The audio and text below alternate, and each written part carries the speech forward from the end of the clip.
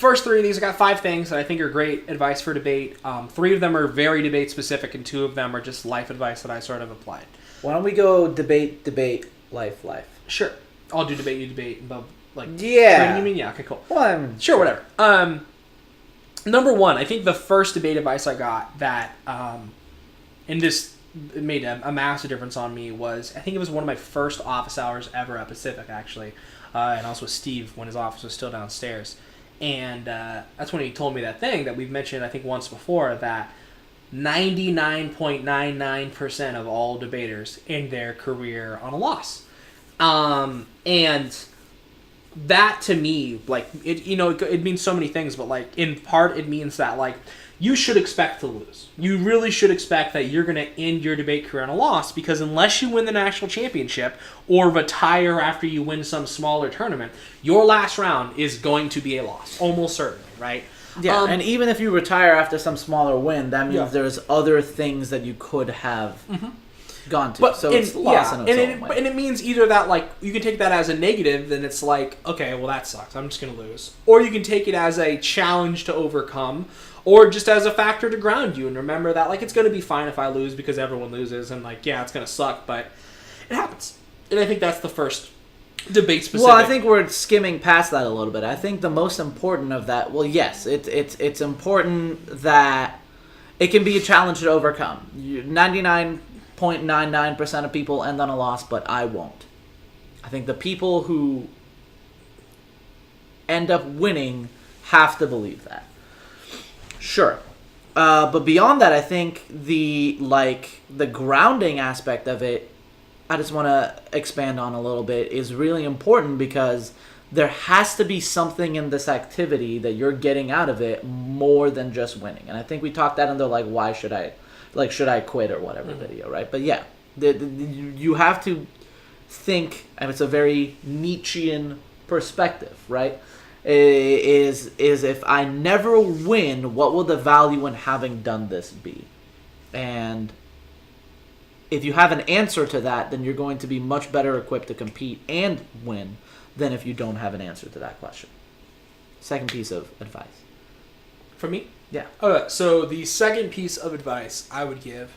that you received, but sure. Yes. And this is probably the one that I was given the most and that I give the most to my actual students, because this is a massive Steve mantra, and I think he took it from Todd Graham, who was the coach of SIU and one of the winningest coaches of all time, and that is the first team to go slow usually wins. And I have found this to be true in a massive amount of debates. There's obviously always the exception, right? Berkeley KT this year, they're just a really fast team, and they're going to be really fast the entire time, and they're still going to win every debate, right?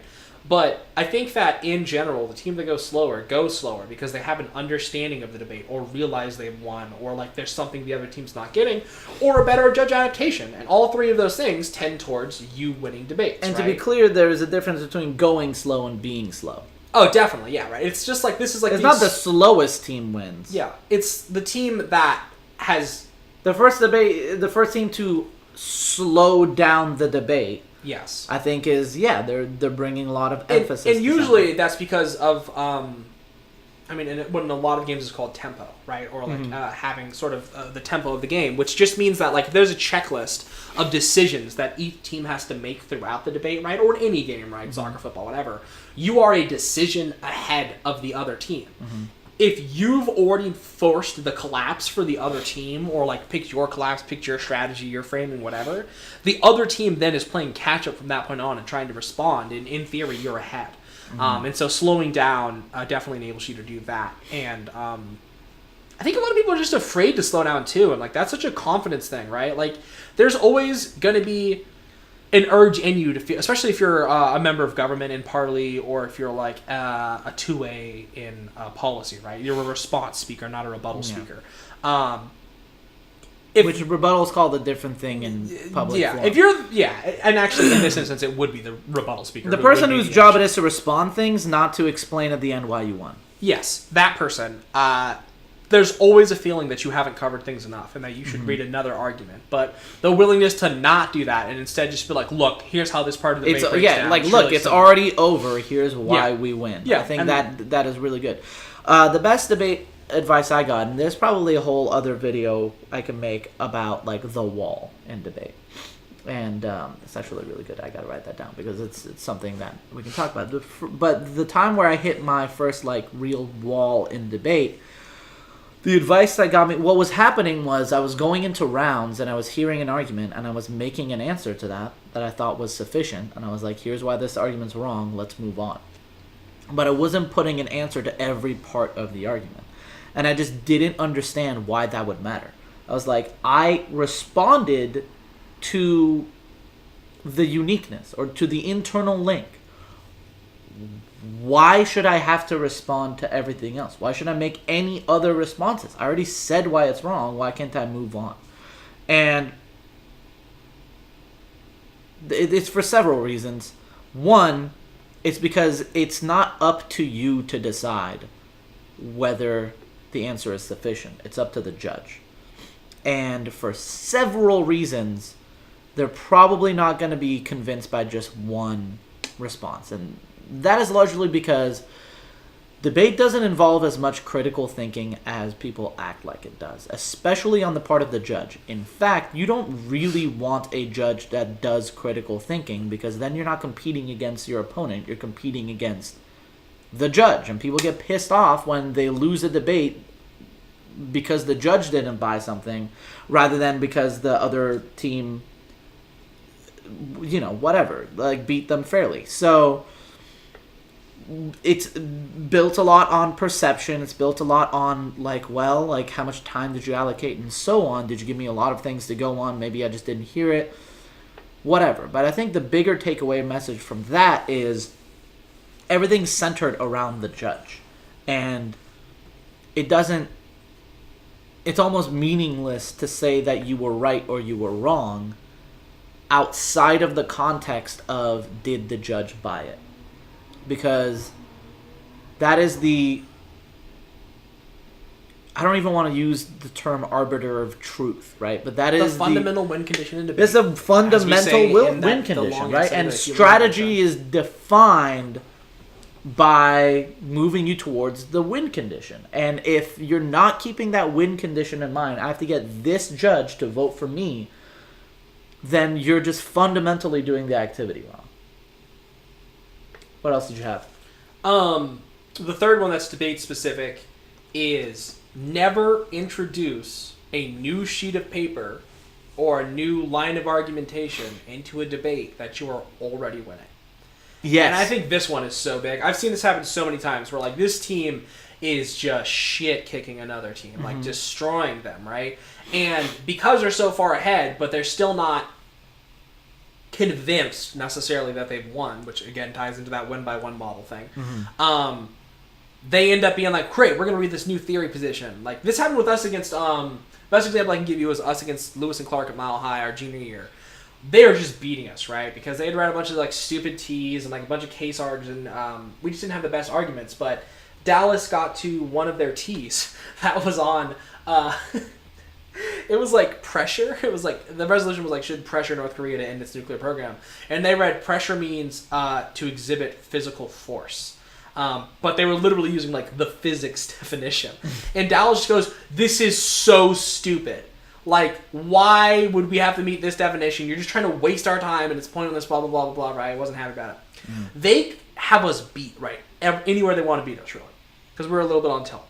And in the next speech, they come up and read theory that says you shouldn't be allowed to say stupid because it's, like, hurts non-cognitively normative individuals or whatever, blah, blah, blah, blah, blah. Like, it's ableist, all these other kind of things, right? And Dallas gets really upset, and she, like, leaves the room. Because she's like, this is bullshit, like, blah, blah, blah, blah, blah, right? But they had already won this debate at that point. So, last speech, I get up, have nothing to go for that's actually in the debate, so to speak. And I just go for, it's actually net worse for two white bros from a private school in Oregon to be telling, like, a woman of color what she can and can't say in the round. And you should lose for that instead. And we won on it. but we had lost that round if they just kept debating. I think I have a way of phrasing that is outside of just more generally. I think I see this a lot in people writing their cases. Like right now, I'm helping people write cases for the LD topic, right? And I'll give them the argument that I think is best. And then they'll add another argument to that. And I'll be like, why? And they're like, well, that argument was good. I just want to add another argument, either to like waste their time or if the judge didn't like it or whatever. And I think what people aren't understanding, there's very good strategic reasons for having more than one contention in a debate. That's not what I'm talking about.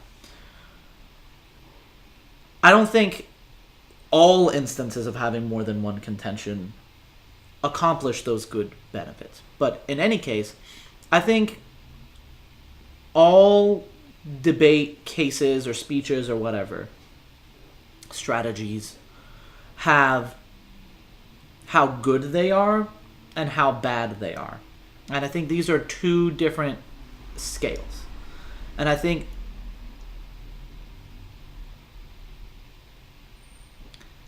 your speech is as good as your best argument, and it's as bad as your worst argument. Meaning, if you have a really, really good argument that is good enough to win the round, strategically, what you want to do is limit the total number of arguments you're saying so that you can't lose on one of your bad arguments, right? But I don't see people doing that enough. That's the idea behind collapsing, right? You're just like trying to focus the debate on that. For a lot of strategic reasons, you get to elaborate on it more. The judge pretty much has to make their decision based on that. But beyond that, like, if you have one really good argument and then one really bad argument, and then someone reads a turn on your really bad argument, then all of a sudden you just wasted your good argument, right? You're like creating vulnerabilities for yourself. And people, I think, get this idea that, like, the more arguments they have, the better. But if your other arguments aren't good, they're hurting you. They're not harmless. They are hurting. And it perceptually makes you look bad, right? Especially in front of, like, lay judges. The more arguments you lose, the less likely they are to vote on the one that you did win, especially when no one can do impact calculus in public forum or LD. So that, I think, resonates a lot.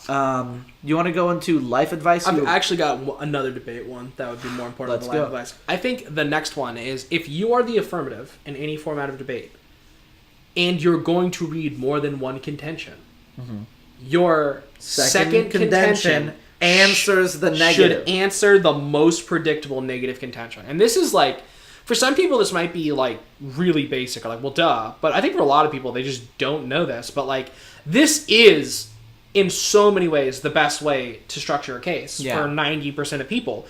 Because, especially in public forum, where there's no refutation of your case in the second speech necessarily, right? So you've preempted them, and you have the only response in the first 10 minutes of the speech. Yes, right? And you can keep that going, right? And so, like, on the India, Security Council topic, like, I was having kids read 3 contentions, right? And they were the 3 most predictable contentions that people were going to read the neg on, right? So we had, like, African appeasement, Pakistani conflict, and financial, like, international aid or whatever, right? And whichever contention the negative read, we would just go, we're reading a shit ton of impact defense. Like, you don't get your impact, we don't. Or we'd go for, actually, we link turn you because we solve that scenario you're reading, right? And it saves you a lot of time, and it forces the collapse for the other team and makes their lives harder. And I just think that's a really easy debate tactic. I think that's also, like, making it... I think I have an easier way of distilling that down, which is every argument you make in a debate, like every contention you have in a debate, should be good enough that it could win you the debate entirely on its own if conceded, or if you win the argument.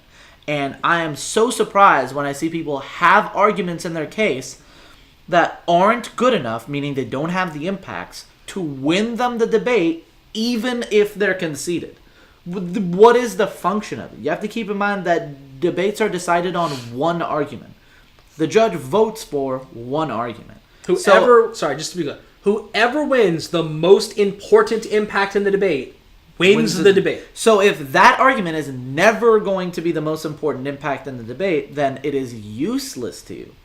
Other than other minor things, right? Or you could use it as defense. You could use it to answer the other team, right? But I think people are like, let me come up with 5 reasons why this is good, but really only reasons 1 and 2.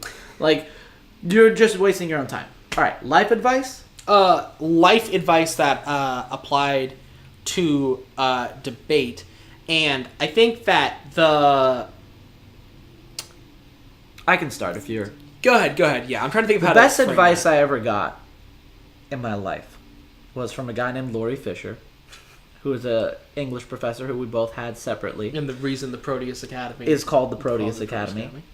And it was the first day of class, and he said that a lot of you are sitting here thinking that this is going to be the semester when you finally turn things around. Did he say this in your class?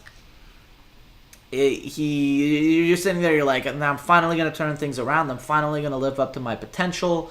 I'm going to do all of these things that that I've always been meaning to do. I'm going to get an A in this class. This is it. And I am here to tell you, he said, that if you were a fuck up last semester, you'll probably be a fuck up this semester. So, here is a chart for what it takes to get an A in this class, a B in this class, C, D, and F, and how much work it takes. And I want you to look at that chart and think about how much work have you previously done, because that is probably how much work you're going to do. So think of that work, think of the grade it'll get you in this class, and then if you're not happy with that grade, drop the class today and take someone else. And this dude also fails more people than any other professor at the school, but it gives less A's than anyone else. And he is the best teacher I've ever. He's incredible. He's incredible. But also shout out to Hugh Grant and Dr. Akiyama. Yeah. Not Hugh Grant. Hugh Grant's an actor. No, not Hugh Grant's name. Daryl Hughes. Daryl Hughes. You're right. Yeah. Forget you. Fuck Hugh Grant. Good job. It was funny. Daryl Hughes. Yeah, he was great. Doc Ock, Dr. Akiyama. All good for different reasons. But Nietzsche. Nietzsche said, "Become who you are," and I think there's a lot to be said, especially in young people's lives when they're doing academic work and told what they're supposed to be or what they're supposed to strive to be. The best advice I ever really came to understand was, instead of trying to be something other than what you are, just think about what you actually want. Just accept that you probably won't be able to make yourself do something you don't really want to do. And I think once you forgive yourself for that, you open yourself up to think, okay, what do I want to do?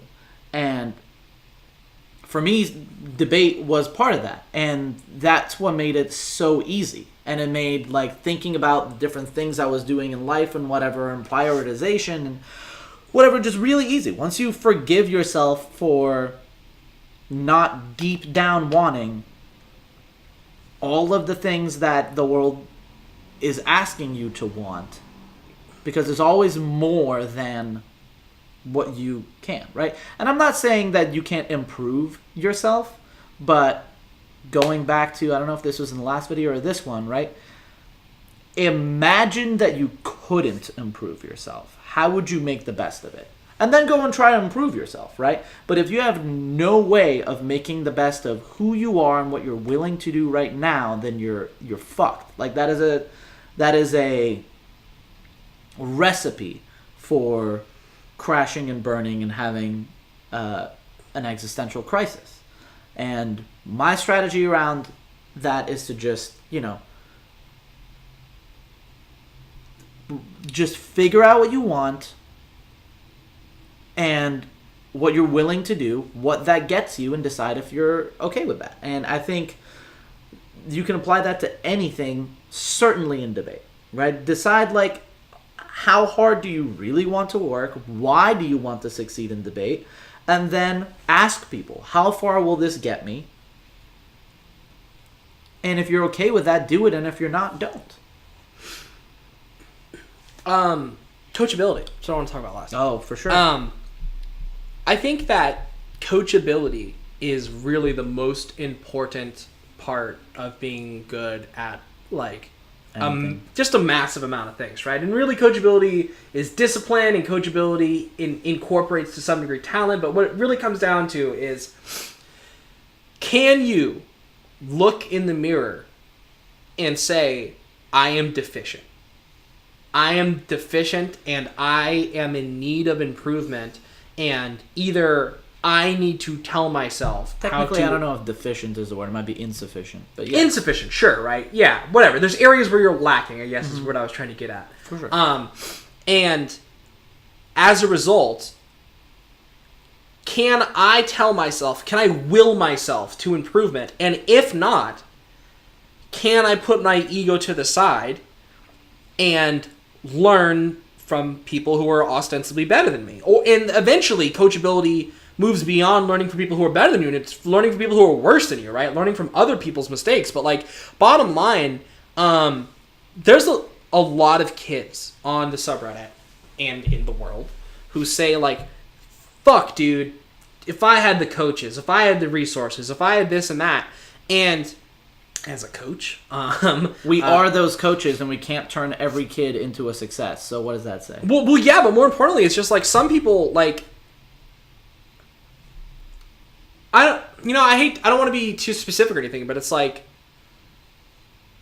I've had students who were immensely successful, like, grand scheme of things, right? Who weren't supposed to be successful, whatever. And in almost every one of those instances, it was because they We're coachable. Because they were coachable. And conversely, I've had students who've had me, like, brought out to, like, a tournament or whatever, right? And their parents or one of their other coaches paid a lot of money for me to come even out. in college, there's some kids that, like, on paper are supposed to be really, really good. Like, they had a great high school career, and they go to college and whatever, and they're just not coachable, and people will catch up. Yeah. It doesn't... Yeah. Dude, but I was getting at more so, it's just like, I think a problem a lot of people don't want to admit is that if they had those coaches, it wouldn't do a fucking thing because you're not coachable. You're stuck in your ways and you don't want to admit it, right? And, like, you can see this in your day-to-day life and pretty much anything you do. Yeah. People dude, if you play video games, you've seen this every day of your fucking life. Someone does something stupid and you're like, why would you do that? Or, like, hey, dude, let's not do that. And they're like, well, fuck you, what do you know?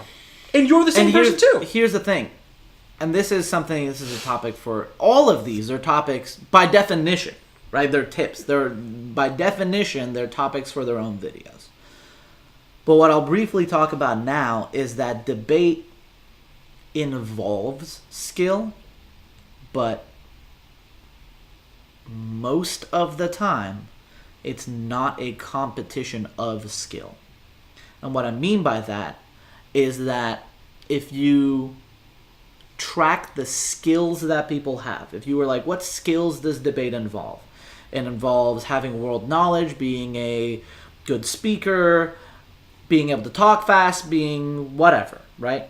If you give people point values for those skills and track how they do at a tournament, there is not a significant correlation between having those skills and the success they have in that tournament, to the degree that there is a correlation between who best understands what debate is supposed to be. Right? I think you can take a novice and very quickly make him highly competitive if they trust you and they understand, like, they see debate the way you want them to see it. They understand how it works.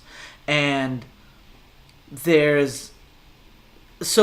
I think is, like, competitive success in debate, like what these tournaments are measuring, is not necessarily who can talk the fastest, or certainly not who knows the most about the world, right? What they're measuring is whose perception of what debate is the most accurate.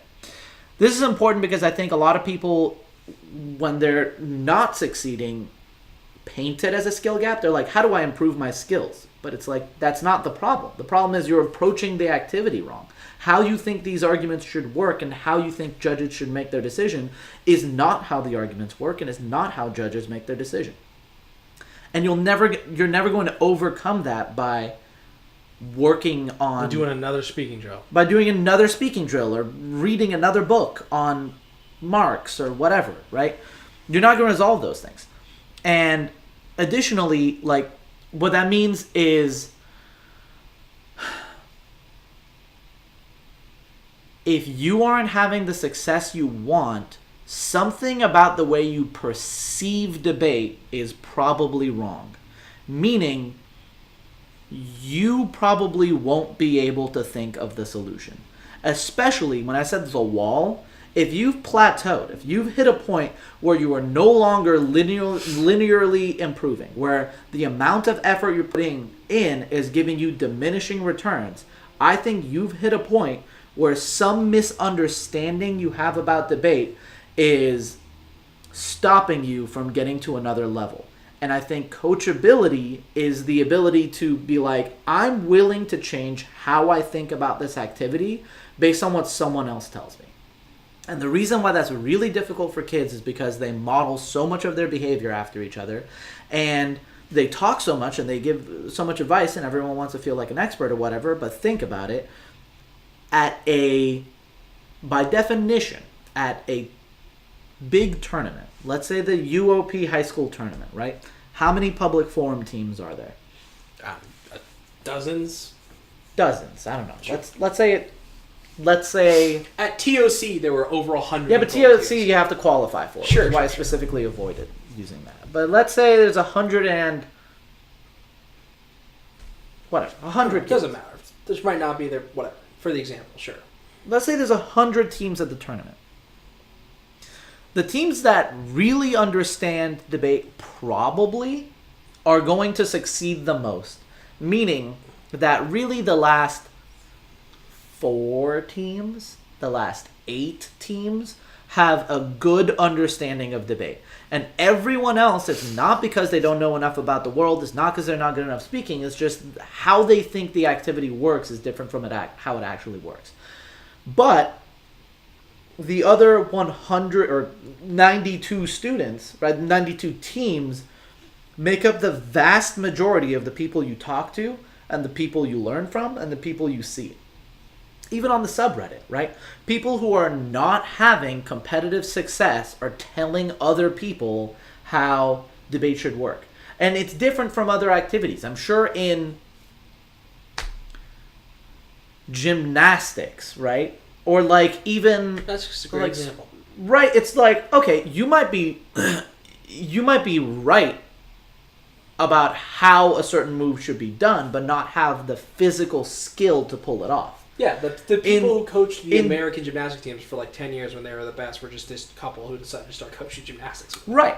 But in debate, if you understand it, you can probably do it. And I would distrust anyone who claims to have a great understanding of debate without being able to have a strong performance because of some alleged skill gap. Because I don't think the skill factor plays nearly as strong. I think if you're not fast and you don't know enough about the world or whatever, but you really understand debate, you'll make at least quarters at any tournament, right? Yeah. And so I think somebody who isn't making that and is trying to give advice, which is who most of the other kids are learning from, right? Or like are basing their, like, that's not what other people are doing or whatever. I think coachability is being willing to question yourself, being willing to learn from others, but also having a healthy perception of like, who do I learn from? And how do I determine that? Yeah, I mean, I would just say that, like, in terms of, like, me and Dallas when we were competing, I don't think there's anyone, like literally anyone, who would say Paul was the fastest or the smartest or the best MG, the best PMC, PMR, MO, right? I did 3 of the 4 positions in debate. None of them would say I was the best at the K. Like, some of them might say I knew the most about, like, Korea or Israel or whatever, right? Because that was kind of the wheelhouse. Or the Wu-Tang Clan, which came up more often than you'd think.